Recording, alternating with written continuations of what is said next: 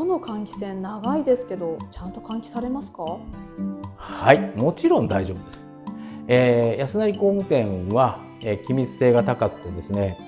全体で断熱をしてます。で、この換気扇も同時給排っていう吸気と排気を両方する換気扇をつけてます。実はこの空間的に、天井が普通あればね、